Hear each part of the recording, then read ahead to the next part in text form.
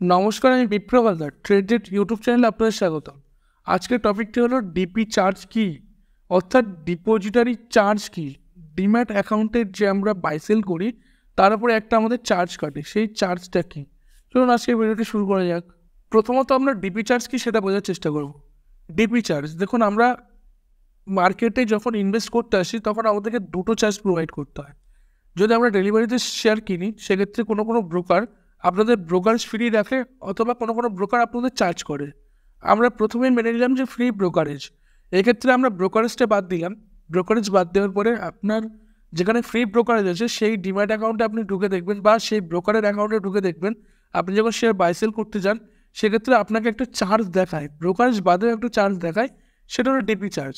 এই যে আমরা এই সাইডে আমরা দেখিয়ে দেবো আপনার যে ডিপি চার্জ, সেই ডিপি চার্জ কী এবং সেটা কীভাবে আপনার রিফ্লেক্ট করে।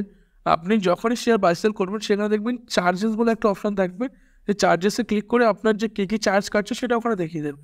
এক্ষেত্রে আপনাদের যে ডিপি চার্জ, সেই ডিপি চার্জগুলো আপনার যে ডিম্যাট অ্যাকাউন্ট যে মেনটেনেন্স করে, অর্থাৎ যে কোনো ডিপোজিটারি হতে পারে, সেটা এনএসডিএল, সিটিসিএল হতে পারে। এই যে এনএসডিএল এবং সিটিসিএল যে আপনার ডিম্যাট অ্যাকাউন্টটা প্রোভাইড করছে, সেই শেয়ার কেনা এবং বেচা, বা আপনার ডিম্যাটটা মেনটেনেন্স করা, বা আপনার শেয়ার রেজিস্টার করা, বা শেয়ার ট্রান্সফার করা, এই যে কাজগুলো সেই ডিপোজিটারি করে। এই ডিপোজিটারি যে কাজগুলো করছে তার জন্য তাকে তো পে করতে হয়। বিভিন্ন যে মেনটেনেন্স খরচা হয় সেই খরচাগুলোও তো সেই ডিপোজিটারিকে পে করতে হয়। সেই ডিপোজিটারি আপনার যে চার্জটা নিচ্ছে সেই চার্জের থেকেই সেই সার্ভিসগুলো দিতে পারে, অর্থাৎ সেই মেনটেনেন্সগুলো করতে পারে।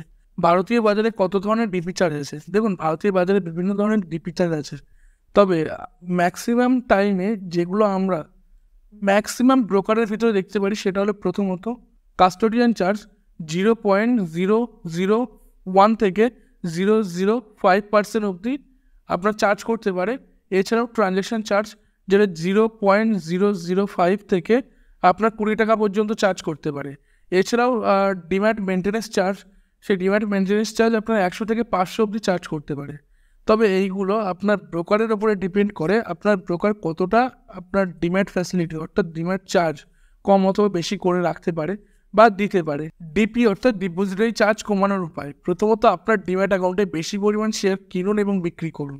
এক্ষেত্রে আপনার যে ডিপি চার্জ এবং ট্রানজ্যাকশন চার্জ সেটা কম হতে পারে।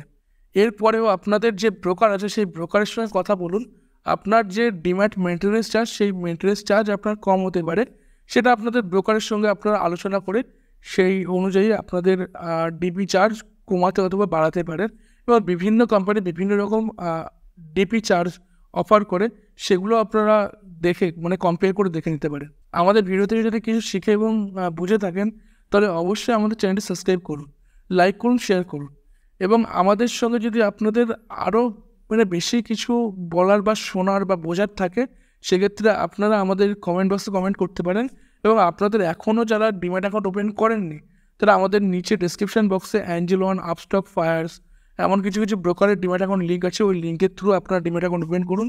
সেক্ষেত্রে আমাদের সঙ্গে আপনাদের একটা সম্পর্ক জায়গায় তৈরি হবে। সেকেন্ড, আমরা আমাদের যে ফ্রি ওয়েবিনার এবং ফ্রি একটা কোর্স নিয়ে আসার ব্যবস্থা করছি। সেই কোর্সের আপনাদের কোনো পয়সা দিতে হবে না। এই স্টক মার্কেটের উপরে আমরা বেসিক কিছু ডাটা এবং আপনাদের বেসিক যে স্ট্রাকচার বোঝানোর চেষ্টা করব আমাদের কোর্সের মাধ্যমে। চলুন আজকে ভিডিওটি এই অবধি। আমাদের ভিডিওটি যদি ভালো লেগে থাকলে অবশ্যই শেয়ার করুন।